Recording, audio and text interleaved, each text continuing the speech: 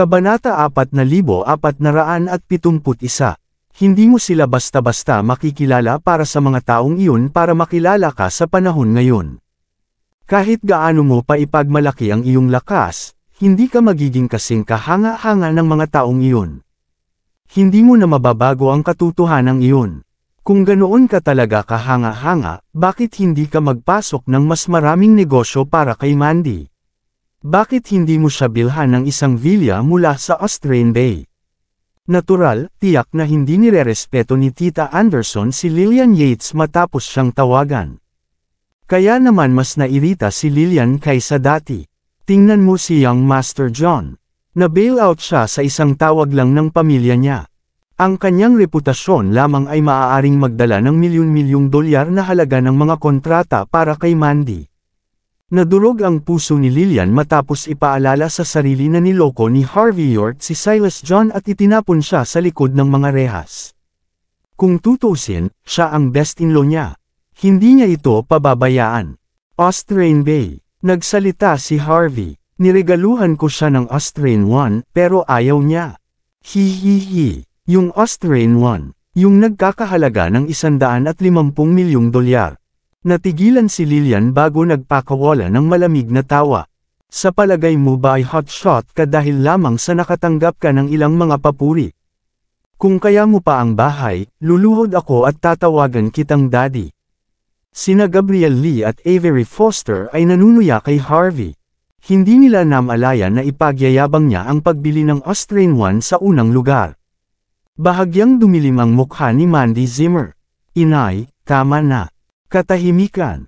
Inis na ikinaway ni Simon Zimmer ang kanyang kamay bago siya tumayo para mamagitan sa sitwasyon. We're all family here. What's the point of fighting every time we meet? Matanda na sina Harvey at Mandy. Lumabas ka na lang sa negosyo nila. Halika, kunin ang Bronzewax 2. Kalmayan nating lahat ang ating sarili dito. Padabog na pumasok si Gabriel sa kusina bago naglabas ng kaldero. Ang palayok ay puno ng maraming magagandang sangkap at isang magandang bulaklak sa ibabaw upang bigyang diin ang nakakaakit na amoy ng nilaga. Napapikit si Gabriel sa mga mangkok. Lahat ay may isa bukod kay Harvey. Hindi na nakayanan ni Mandy ang nakikita. You can have mine, sabi niya habang tinutulak ang bowl niya kay Harvey. Napakurap-kurap si Lillian matapos makita ang nakita. Mas gugustuhin ko pang ibigay ito sa aso kaysa sa kanya. Hindi siya karapat-dapat. Ito ay simpleng aksaya. Sinulyapan ni Harvey ang mangkok ng sopas bago sumimangot. Hindi natin ito dapat inumin. Mamamatay tayo. Ano? Mamamatay tayo. Natigilan ang lahat bago nagpakita ng kakaibang tingin kay Harvey. Ano bang sinasabi niya? Sinusubukan ba niyang takutin tayo o ano? Ang Viola sa nilaga ay nagmumula sa malupit na taglamig, ngunit ito ay ganap na hindi tugma sa geomancy ng bahay. Ang Viola ay magandang bagay, ngunit ang mga epekto nito ay magbabago kung ito ay itinatago sa bahay ng mahabang panahon. Ito ay magiging lason pagkatapos ng ilang sandali. Mamamatay tayo kung ubusin natin ang nilaga sa loob lamang ng 1 minuto. Mabuti pang huwag na lang tayong uminom. Magiliw na binalaan ni Harvey ang lahat tungkol sa sitwasyon, ngunit may isang bagay na hindi niya binanggit. Kung hindi binago ni Lillian ang geomancy ng bahay noong una, magiging maayos na sila. Oh, magsalita ka na parang totoo. Malamig na tumawa si Gabriel Lee. Baka maniwala lang ako sa'yo kung sasabihin mo sa akin na fake ang Viola.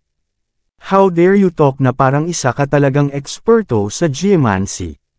Wala kang alam ha, binigay ito sa amin ni Young Master John. Bakit magkakaroon pa ng problema? Ang kanyang net worth ay daan-daang milyong dolyar. Matagal na niyang hinahabol si Mandy. Bakit niya sasaktan siya? Gamitin mo yang utak mo.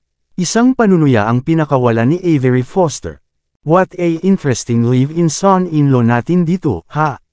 He'll say anything he wants here. Nag-cross-arm si Lillian Yates at malamig na tumawa habang mapang-asar na nakatitig kay Harvey York. Wala siyang alam. Hindi niya alam ang isang bagay tulad ng geomancy art sa unang lugar. Siya malamang ay hindi marunong magsulat, pero ibinubulalas niya ang lahat ng kalokohang ito. Anong biro? Kumunot ang noo ni Harvey. Si Silas John ang nagpadala nito. Tanong niya habang nakatingin kay Mandy Zimmer. Natigilan si Mandy bago siya bahagyang tumango. Pagkatapos siyang mapiyansahan, lumapit siya para magbigay ng isang bungkus ng mga regalo at umalis. We're still working together on some of the projects. Magmumukha kaming masama kung maghihiwalay lang kami ng ganito. Walang sabi-sabing tumango si Harvey. Tama na, Harvey. Sigurado akong hindi ka pa nakakita ng ganitong ulam. Kung gusto mo talagang makatipid ng nilaga, sige. Si Gabriel ay tumawa. Hindi mo pwedeng sabihin ang kahit anong gusto mo para lang sa pagkain, alam mo ba? Bahagyang tumango si Mandy. You should have some, Harvey. Ang sarap. Mamamatay ka talaga dito. Mabagsik na ekspresyon ang ipinakita ni Harvey. Hindi mahalaga kung ang iba ay kumain ng nilaga o hindi, ngunit hindi niya pinayagan si Mandy na magdusa. Mabilis niyang kinuha ang mangkok sa kamay nito bago itinapon ang nilaga sa lababo. Natigilan si Mandy. Harvey, ikaw, bastard ka. Hindi na napigilan ni Lillian ang sarili. Galit niyang hinampas ang mesa bago tumalon sa galit. Alam mo ba kung magkano ang isang bowl niyan? How dare you waste food like that? Paalisan mo ang bastard na ito, Mandy. Ngayon din. Don't you dare call me mother kung nandito pa siya. Sa wakas ay nakahanap ng pagkakataon si Lillian na makipaglaban. Gusto na niya habulin muna si Harvey. Agad niya itong inatake matapos niyang itapon ang mangkok ng nilaga na nagkakahalaga ng libu-libong dolyar. Nagpakita ng malamig na ekspresyon si Simon Zimmer. Ipinakita niya kay Harvey ang labis na paggalang, ngunit ganoon pa rin siya na walang ingat. Oh! Nanunood ng palabas na may kutsara sa kanyang bibig, napasigaw si Avery sa sakit bago siya bumagsak sa lupa, na hinawakan niya ang kanyang tiyan. Ano? Agad na naging kakila-kilabot ang mga ekspresyon ni Lillian at Simon. Tinakbo ni Gabriel Lee ang bibig sa gilid bago bumagsak sa lupa na bumabula ang bibig pagkatapos nun. Nagsimulang magpanik si Mandy matapos makita ang tanawin. Ina, Ama, anong nangyari? Anong nangyayari? Namamatay sila. Alam na ni Harvey na mangyayari ito. I warned you na hindi tayo dapat kumain yan. Food poisoning ba ito? Natigilan si Mandy bago niya inilabas ang kanyang telepono para tumawag ng ambulansya. Hindi iyon. Hindi sila maililigtas ng mga doktor. Walang sapat na oras. Nagsalita si Harvey York bago naglabas ng papel at sinabar para tulungan si Lillian Yates at ang iba pa. Natigilan si Mandy Zimmer. Anong ginagawa mo, Harvey? Gumagawa ako ng anteng-anteng para tulungan sila. Kahit kailan ay hindi niya nagustuhan si Lillian at ang iba pa, ngunit dahil sila ang mga magulang ni Mandy, hindi niya magawang manood na lamang bago sila namamatay. Hindi ka doktor, Harvey. Huwag kang sumubok ng katangahan. Malamang na food poisoning lang sila. Ano ang silbi ng pagguhit ng ilang anteng-anteng? Sinubukan ni Mandy na pigilan si Harvey. Tulungan mo akong buhatin sila sa sopa kung talagang may oras ka. Si Mandy ay nag-dial ng isang numero sa kanyang telepono. Tuluyan ng hindi pinansin ni Harvey si Mandy nang isawsaw niya ang kanyang daliri sa ilang cinnabar at maayos na gumuhit sa papel. Sinunog niya ang papel sa loob ng isang mangkok at nilagyan ng tubig. Binuhat niya si Simon Zimmer na may hawak na mangkok. Si Simon ay natakot. Anong ginagawa mo? Baliw ka. Natatakot siya sa ibububuhos ni Harvey sa bibig niya. Pinisil ni Harvey ang bibig bago nagsalin ng tubig. Blarg! Nang inig ang katawan ni Simon bago bumulwak ang napakaraming itim na likido mula sa kanyang bibig. Mabilis na pumunta si Harvey sa iba at nagsalin ng tubig sa kanilang mga bibig. Tumalsik din ang itim na likido sa kanilang mga bibig bago sila bumalik sa normal. Tinulungan ni Harvey ang lahat sa oras. Ang mga taong kumain ng nilaga ay hindi masyadong nalason.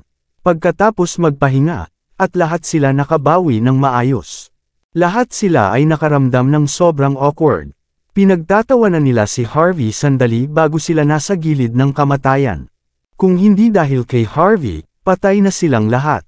Nagpakita ng kakaibang ekspresyon si Mandy nang tumingin siya kay Harvey. Alam niyang si Harvey ay kamakailan lamang ay nasa geomancy arts, Ngunit hindi niya inaasahan na magiging ganito kahusay ito. Talaga bang geomancy expert na siya ngayon? Hindi pa ganoon katagal. Paanong posible? Buntong hininga. Oh, young Master John. Napabuntong hininga si Lillian habang umiinom ng tubig. Maganda ang intensyon niya. Hindi natin siya masisisi dito. Tumango naman si Gabriel Lee at ang iba pa. Tama, niloko din siya. Lagi siyang abala sa isang bagay araw-araw. Mahirap para sa kanya na maiwasan ang isang bagay na mangyari bawat oras. Baka may nagsamantala ng pagkakataon para ibenta siya ng masama. What's with all that geomancy talk anyway? The Viola must have expired or something. Haha. Sa tulong nina Gabriel at Lillian, na-dial down kaagad ang buong sitwasyon. Si Silas John ang naging taong naging pabaya at nagdulot ng halatang pagkakamali. Wala man lang sinisi sa kanya ang pangyayari. Isang mapaglarong ngiti ang ipinakita ni Harvey. Alam niyang sakam si Lillian ngunit hindi niya akalaing aabot siya ng ganito. Hindi siya nagbago kahit na matapos ang lahat ng nangyari. Ang sabi, hindi rin inisip ni Harvey ang sitwasyon. Noong una kang dumating dito, humingi ka ba ng geomancy expert para i-redecorate ang buong bahay? Tila naging maingat si Lillian Yates matapos marinig ang sinabi ni Harvey York. Tinanong mo ako sa labas. How dare you? Natigilan si Mandy Zimmer. Naniniwala ka ba sa ganyang bagay, inay? Naintindihan naman agad ni Simon Zimmer ang ibig sabihin ni Harvey bago siya nagsalita. Tama, kinuha namin si Waylon Sackett, ang kilalang eksperto sa geomancy, upang tingnan ang lugar. Inayos din niya ang ilan sa mga pwesto. Naging maganda ang lahat. Ang sangay ni Mandy ay nasa matinding problema, ngunit bumuti ito sa tulong ni young Master John. Baka yumaman pa tayo sa lalong madaling panahon. Isang matamis na ngiti ang ipinakita ni Simon. Natural na nasiyahan siya sa tulong ni Waylon. Kumunot ang noo ni Harvey. Saan ba talaga sa bahay ka nagpalit? Bakit naman? Nag-iingat si Lillian. Naghiwalay na kayo ni Mandy. Ang pamilya ay walang kinalaman sa iyo ngayon. Tigilan mo na ang pagtatangka kay Mandy. Nagbigay kami ng $150,000 ng aming mga ipon para sa eksperto sa geomancy. Iyon ang dahilan kung bakit makakakuha kami ng kalahati ng mga benepisyo ng ika-9 na sangay mula ngayon. Nagpakita ng pagmamalaki si Simon. Kung tutuusin, siya ang nagbigay ng ideya na humingi ng tulong sa isang geomancy expert. Matapos malinlang dito ng pamilya Jean, nakakuha si Mandy ng ilang malalaking proyekto na dapat gawin. Si Waylon ay isang kahanga-hangang tao pagkatapos ng lahat. Napakunot ang noo ni Harvey matapos makita ang excited sa mukha ni Lillian at Simon. Si Waylon ay pinalayas na sa Golden Sands ng Departamento ng Pabahay. Ang kanyang lisensya bilang eksperto sa geomancy ay binawi din. Sa madaling salita, wala na siyang karapatang tumulong sa ibang tao sa geomancy arts. At saka, gumagamit siya ng mga marahas na hakbang para lang makita ng kanyang mga kliyente ang agarang resulta sa kanyang geomancy arts. Sandaling inisip ni Harvey ang sitwasyon. Dapat tayong kumuha ng isa pang eksperto sa geomancy upang tingnan dito. Kailangan nating ibalik ang mga pagbabago sa lalong madaling panahon. Kung hindi, malalagay sa matinding problema ang pamilya. Maaaring isil ng geomancy ang kapalaran para sa mas mabuti o mas masahol pa. Tama na, galit na hinampas ni Lillian ang mesa. Sa tingin mo ba, isa kang uri ng geomancy expert dahil lang kaya mong magsunog ng ilang papel? Alam mo ba ang sinasabi mo? Magaling na ang pamilya mula nang humingi kami ng tulong sa geomancy expert. Natatakot ka siguro na yumaman kami. Natatakot ka lang na baka mas mababa ka pa kay Mandy. Gusto mong manatili kaming mahirap para lang sa maliit mong tubo. Tao ka pa ba? Bukod dito, si Waylon ay isang tunay na dalubhasa sa geomancy. Ang kanyang anak na babae ay ang kapitan din ng Departamento ng Pabahay. Bakit may ganyang tao pa ang magre-revoke ng lisensya? Binabalaan kita, tumigil ka na sa pagbubuga ng kalokohan. Kung hindi mo gagawin, mag-settle kami ng score sooner or later. Napuno ng walang pigil na galit si Lillian nang hadlangan siya ni Harvey na yumaman. Pinagalitan pa niya si Harvey nang walang humpay. Ito ay isang kakila-kilabot na tanawin. Mabilis na hinila ni Mandy si Harvey pabalik. You should stay quiet, Harvey. Hindi mo alam ang buong kwento. Maraming salamat sa lahat ng sumusubaybay. Please subscribe and follow my YouTube and Facebook channel, Pilipino Novel. Maraming salamat po. Kabanata 4475. Natural, kilalang-kilala ni Mandy Zimmer ang kanyang mga magulang. Ang isang mapagkakatiwalaang tao ay dapat na nagpakilala sa eksperto sa geomancy na nagkakahalaga ng $150,000. Kung hindi, sa paghusga mula sa kanilang kuripot na ugali, hinding-hindi sila mamimigay ng $10, lalo pa malaking pera. Nagkibit-balikat lang si Harvey York. Siyempre, sana wala ring problema sa bahay. Ngunit nakita mo rin ang nangyari. May mga kahihinatnan para dito. Kung hindi dahil sa akin, ang buong pamilya ay namatay na ngayon. Kalokohan. Si Lillian Yates ay kumukulo sa galit. Nagkaroon lang kami ng pagkalason sa pagkain, ngunit sinisisi mo ang lahat ng ito sa geomancy. Mas mabuting magpakita ka ng patunay kung patuloy kang magyayabang tungkol sa lahat ng ito. Nagbubuga ka lang ng kalokohan. Kung hindi mo kami tinulungan noong una, napunit ko na ang bibig mo sa puntong ito. Umupo ng tuwid si Simon Zimmer na may malamig na tingin. Tama na ang kalokohang ito. Pagkatapos ni Wayland sa bahay, kumuha din kami ng ilang higit pang mga eksperto sa geomancy upang tingnan. Lahat ng tao ay pinupuri ang geomancy. Huwag kang mangahas na punahin ang gawa ni Wayland. Maaga o huli, aayusin niya ang mga score sa iyo. Dapat ka nang tumigil. Huwag mong galitin ang nanay mo. Hinaway ni Simon ang kanyang kamay, senyales kay Mandy na kunin si Harvey at umalis para maiwasan ang isa pang pagtatalo. Alam ni Harvey kung paano kumilos si Lillian noong una, ngunit hindi niya inaasahan na ganito katigas ang ulo ni Lillian upang mabulag ng interes. Si Wayland ay pinalayas na sa lungsod. Hindi na niya ito mahahanap sa lalong madaling panahon. At saka, sa paghusga sa ugali ni Wayland, malamang na hindi na siya babalik para ipagwalang galang ang kanyang sarili. Kailangan mong kumbansihin ang iyong mga magulang kahit papaano, Mandy, mabilis na sabi ni Harvey. Kailangan nating ibalik sa normal ang lahat. Kung hindi yun gagana, dapat nating dalhin ang lahat sa Australian One. Kung hindi, may mga kakilakilabot na pagbabago na mangyayari sa lahat. Malapit nang bumagsak ang pamilya. Mahihirapan ka rin. Nag-alinlangan si Mandy. Natural na nagtitiwala siya kay Harvey. How about this? I'll get a few more geomancy experts to take a look tomorrow, she said after nodding her head. Tumango si Harvey pabalik. Alam niyang hindi na matutuloy ang usapan. Kailangang humanap ng pruweba si Mandy para maniwala sina Simon at Lillian. Higit sa lahat, kung hindi ibunyag ng dalawa ang eksaktong lugar kung saan binago ang bahay, hindi magagawa ni Harvey upang gawin ang anumang bagay tungkol sa sitwasyon alinman. Kung siya ay naging isang maliit na pabaya, ang sitwasyon ay magiging mapaminsala. Sa mga susunod na araw, sinabi ni Harvey kay Castile Foster na ibalik ang lahat sa normal sa ibang lugar. Buti na lang hindi masyadong nagdulot ng gulo si Wayland sa ibang lugar. Kasama ang Ian Hall at ang Fortune Hall na pangalan, maraming may-ari ng negosyo ang nakipagtulungan kay Castile, na ginagawang mas madaling pamahalaan ang lahat. Kaya, naisip ni Harvey na hayaan si Castile na makipag-ayos sa bahay ng pamilya Zimmer. Ring, ring, ring. Sa ikatlong araw, sa hapon, tumunog ang telepono ni Harvey bago narinig sa kabilang banda ang gulat na boses ni Mandy sa gilid. Harvey, may problema si inay. Natigilan si Harvey York. Ano ang maaaring mangyari sa kanya?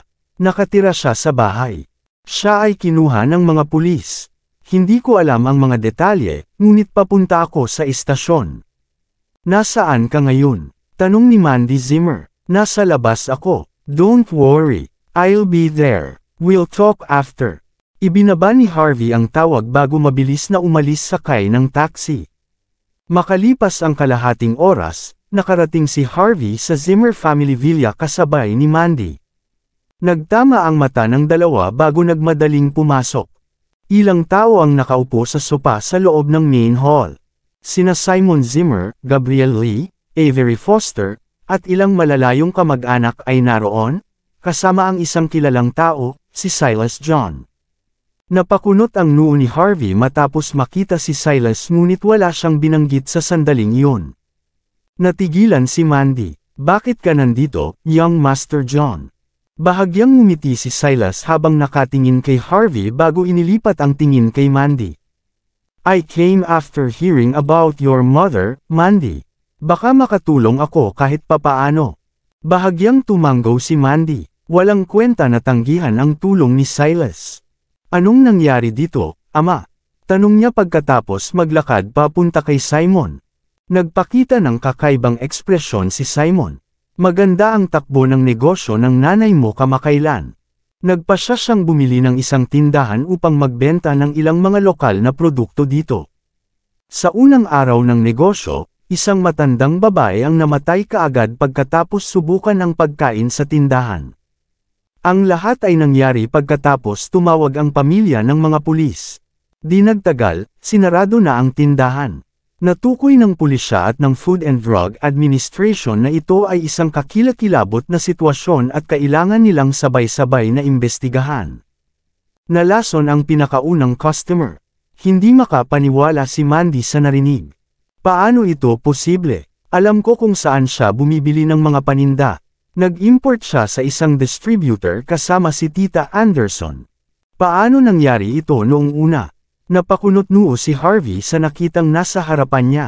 Isang pahiwatig ng masamang enerhiya ang makikita sa paligid ng lugar. Di ba sinabi ko na sayo? Likas na sabi ni Harvey. Hindi ka ba kumuha ng mga geomancy expert para mag-asikaso sa lugar? Medyo nakaramdam ng awkward si Mandy. Narinig ko na sina Rhys Foley at Rodney Foster ay ang pinakakilalang geomancy expert ng Golden Sands, ngunit ako ay hindi ko sila mahanap pansamantala. Dadalhin ko sila dito kapag nahanap ko na sila. Nakaramdam si Harvey ng tuluyang hindi makapagsalita. Alam na alam niya kung nasaan ang dalawa. Nagtago sila sa likod ng Fortune Hall. Kumunot ang noo ni Simon. Hindi siya makapaniwala na nangyari ang lahat dahil sa geomancy. Sa kanyang mga mata, nangyari ang insidente dahil sadyang malas si Lillian. Though, may nakalimutan siya. Ang swerte ay karaniwang kasangkot sa geomancy pa rin. Tama, hindi ngayon ang oras para pag-usapan ang pamahiin. Malamig na napangiti si Gabrielle. Kailangan nating piyansahan si Lillian sa lalong madaling panahon. Tuluyan na niyang binaliwala ang mahalagang bagay. Mahina si nanay. Hindi niya kayang tumayo kahit isang araw sa ganitong malupit na kapaligiran. Mawawasak ang puso ko. Hindi mapakali si Harvey York kay Gabrielle Lee sa ngayon. Nadala rin ba ang babae sa ospital? Nalason ba siya? O mayroon ba siyang pinagbabatayan na sakit noong una? Nagpakita si Simon Zimmer ng nalilitong ekspresyon. Dahil siguro sa pagkain, maliban sa babae, may ilan pang customer na sumakit din ang tiyan. Ang Food and Drug Administration ay nag-iimbestiga sa mga kalakal ngayon. Matagal ka na sa Golden Sands, Gabrielle. May magagawa ka ba dito? Maganda ang relasyon mo sa gobyerno, di ba? Kahit hindi natin magawang maayos ang lahat para kay inay, mapiyansahan natin siya, di ba? Kung tutusin, iba-iba ang mga tao doon. Nakakalungkot din ang kalagayan doon. Si nanay ay pinakain ng isang kutsarang pilak sa buong buhay niya. Hindi niya kayang hawakan ng isang segundo sa likod ng mga rehas. Natural, nag-aalala pa rin si Mandy Zimmer sa sarili niyang ina. Napasinghap si Simon matapos marinig ang mga salitang iyon. Binalaan ko siya na hindi siya dapat makipagtulungan sa babaeng iyon. Sinabi niya na makakakuha siya ng mas murang mga produkto sa pamamagitan ng kanyang mga koneksyon. Tiyak na peke ang mga produktong iyon. Goddamn yung babaeng yun. Lalong nawala ng imik si Harvey matapos marinig ang rant ni Simon. Nagbukas siya ng shop kahit na alam niya iyon.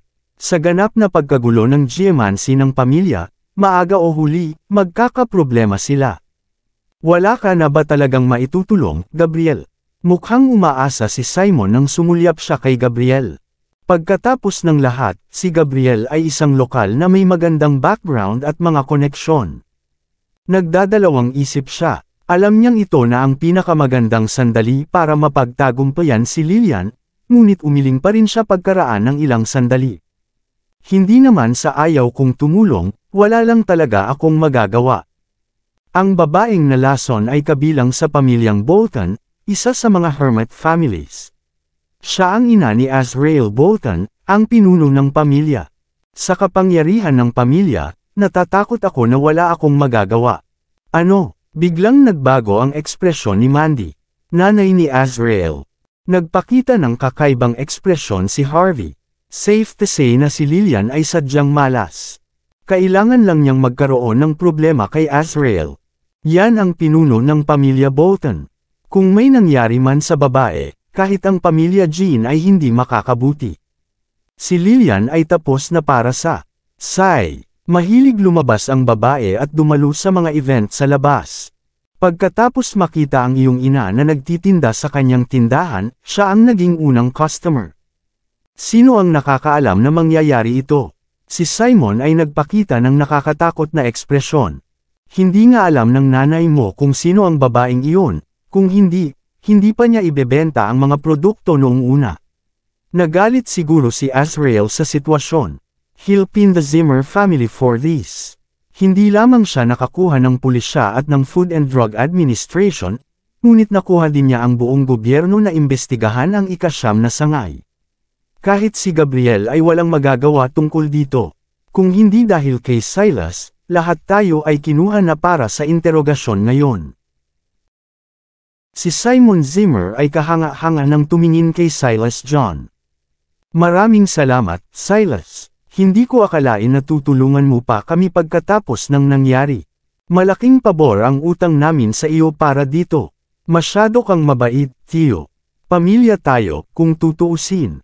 Sino pa ba ang magtutulungan kung hindi pamilya? Nakangiting ipinakita ni Silas na para bang kakampi niya. Huwag kang mag-alala, tita. Ipapagawa ko ang kapatid ko dito sa lalong madaling panahon. Kahit si Azrael ay magbibigay galang sa kanya, sigurado ako. Hinampas ni Gabriel Lee ang mesa. Tama. Ang panganay na kapatid ni Young Master John ay walang iba kundi si Blaine John. Siya ay medyo maingat, ngunit ang kanyang impluwensya sa Golden Sands ay napakalaki. Ang pamilyang Bolton ay tiyak na makikipagtulungan sa kanya. Pagkatapos, bumaling si Gabriel kay Silas. Ang salita ng pamilya John ay mas mahusay kaysa sa amin. Nakaligtas tayo. Tumalon si Simon bago mahigpit na hinawakan si Silas sa kamay. Kailangan naming umasa sa iyo sa pagkakataong ito, Silas. Saglit na nag-alinlangan si Mandy. Salamat, Young Master John. Magpapasalamat ang pamilya kung ligtas at maayos ang aking ina. Si Silas ay nagpakita ng isang personal na ngiti. Masyado pang maaga para pag-usapan yan. Hindi pa natin naaayos ang problema. Kilala mo ako, Mandy. Hindi ko kailangan na gantihan mo ako. Sa mata ko, akin din ang mga problema mo. Hindi mo kailangang maging mabait. Just ask me out for dinner after everything's settled.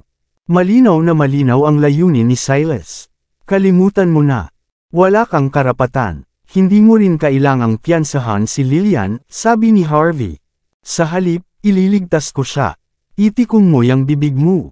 Galit na hinampas ni Simon ang mesa. Galit na galit siya sa sandaling ito.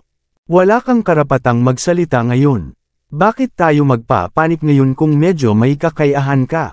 Bakit kailangan pa ng nanay mo na magbukas ng tindahan? Bakit kaya maghihirap si Mandy para lang sa isang simpleng kontrata? Kung talagang kahanga-hanga ka, bakit hindi si Mandy ang pinuno ng pamilya Jean? Let me tell you, kung wala kang maitutulong ngayon, then stop embarrassing yourself. Natural, hindi pinaplano ni Simon na magmadali kay Harvey dahil kasali ang kanyang asawa. Napangisi si Gabriel matapos marinig ang mga salitang iyon. Tama, sa tingin mo ba dahil lang sa pagkakakilala mo kina Kellan Ruiz at Cliff Saban, bibigyan ka ni Azrael ng respeto? Managinip ka. Sino siya sa tingin mo? Maging ang mga pinuno ng lahat ng iba pang mga hermit families ay maaaring hindi siya makikipagtulungan. Nanay niya ang biktima dito. Sa aking paningin, tanging ang pamilyang John at ang pamilyang Patel ang maaaring makayanan ito. Walang ibang may pagkakataon, hayaan mo na ikaw. Galit na galit si Simon. Bilasan mo at humingi ng tawad kay Silas ngayon din. I'll settle scores with you kung hindi. Si Simon Zimmer ay nagpakita ng matuwid na tingin sa kanyang mukha. Ito ay isang kritikal na sitwasyon sa kanyang mga mata. Si Lillian Yates ay kailangang manatili sa likod ng mga rehas sa natitirang bahagi ng kanyang buhay kung ang sitwasyon ay hindi mahawakan ng maayos.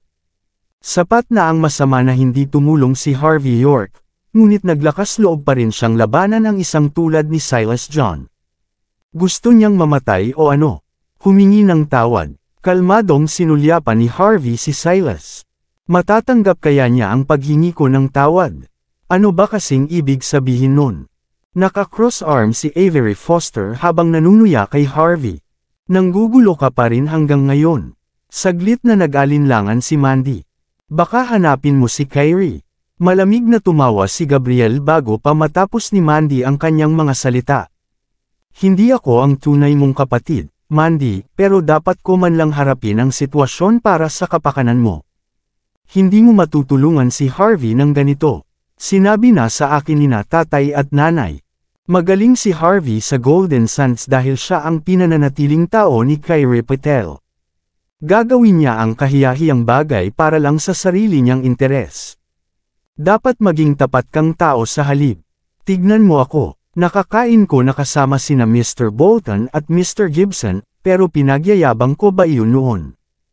Pinandilata ni Gabriel si Harvey ng masama. You're just a useless kept man. What's there even to show off?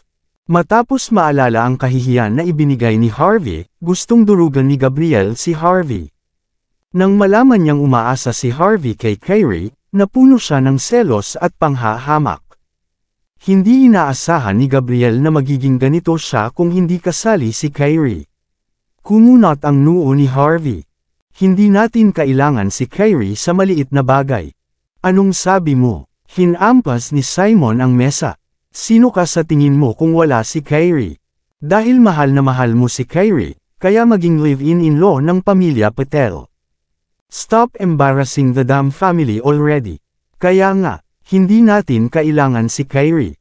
Naiinis na si Silas matapos makitang nagpapakitang gilas pa rin si Harvey. Tumayo siya nang may matingkad na ngiti. Kaya ko nata. Huwag kang mag-alala. Kakausapin ko ang kapatid ko tungkol dito. Mas mabigat ang salita niya kaysa kay Kyrie. Nasaklo ko na ang pamilya. Huwag kang mag-alala. Isang magiliw na ngiti ang ipinakita ni Silas bago umalis sa lugar. Ito ang pambihirang pagkakataon para sa kanya na mag-perform. Hanggat maaari niyang makuha si Mandy, ang pagpapahirap sa puso ni Harvey ay mas mahusay kaysa sa pagpatay sa kanya. Nasaan ang babae ngayon, Dad? Napatingin si Harvey kay Simon habang tuluyang hindi pinapansin si Silas. Pupuntahan ko kung ano ang nangyayari. Naging madali para kay Harvey na harapin ang sitwasyon. Makakalabas na si Lillian sa kulungan sa isang tawag lang kay Soren Braff. Sabi nga, kailangang harapin muna ang ugat. Kung pipilitin ni Harvey ang sitwasyon at naging sanhi ang babae sa malalang sitwasyon, ang pamilya Bolton ay magkakaroon ng malalim na sama ng loob sa pamilya Zimmer. Ang pinakamahusay na paraan upang harapin ang sitwasyon ay ang iligtas ang babae. Bakit ano ang gagawin mo? Galit na pinandilata ni Simon si Harvey bago nagpakita ng mapait na tingin sa harap ni Gabriel. Oh, Gabriel, I treat you like my own son here. You need to think of something. Kabanata 4,480. Ang iyong ina ay may masamang ugali, ngunit hindi naman siya masamang tao. Hindi natin siya mapapatuloy sa kulungan. Hindi niya kaya. Kailangan nating iligtas siya kahit gaano pa kalaki ang ibigay natin. Huwag kang mag-alala, Itay. Sigurado akong mag-iisip tayo ng ibang paraan. Paniniguro ni Mandy Zimmer. Nagnganga ang ngipin ni Gabriel Lee. Tingnan natin kung ano ang magagawa ni Young Master John, Ama. Kung hindi niya maipiyansa si inay, mag-iisip tayo ng ibang paraan. Kung hindi yun gagana, pupunta tayo sa korte. Hanggat hindi responsibilidad ni inay na hawakan, may pagkakataon. Ang sabi, medyo natakot si Gabriel nang sabihin niya ang mga katagang iyon. Pagkatapos ng lahat, ang mga biktima ay mula sa pamilyang Bolton.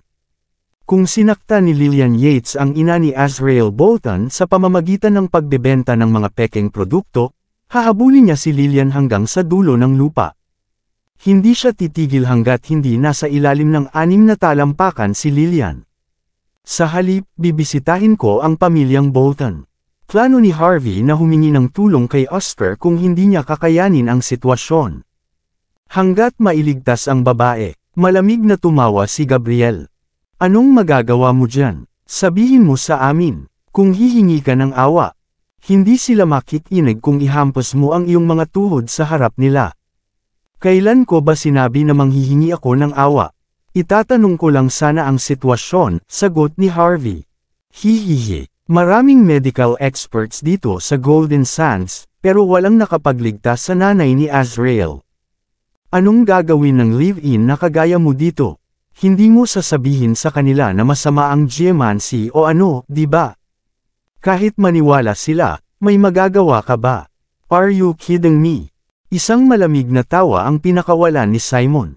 Wala kang kwentang bastard. Bakit ka pa nagpapanggap sa ganitong mahalagang sandali? Paano nagkaroon ng live-in na manugang na tulad mo ang pamilya Zimmer noong una? Hindi napigilan ni Simon ang paghampas ng mesa. Sa hapon, sa wakas ay bumalik si Harvey sa Fortune Hall.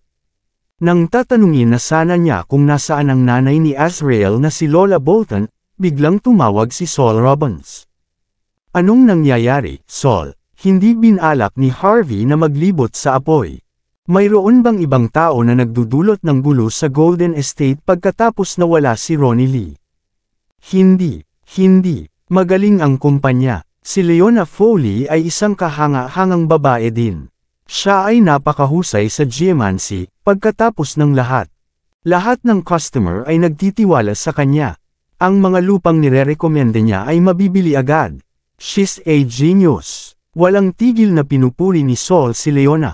Tama, kanina lang maganda ang mood ng asawa ko. Nagpaplano na kaming magka-baby pagkatapos maghanda. Ito ay salamat sa iyo, Harvey. Malapit ko nang makuha ang junkyard. Gaya ng sinabi mo, magtatayo tayo ng city garden sa labas ng lugar. Ang kailangan mo lang gawin ay umupo at panuurin ang pagpasok ng pera.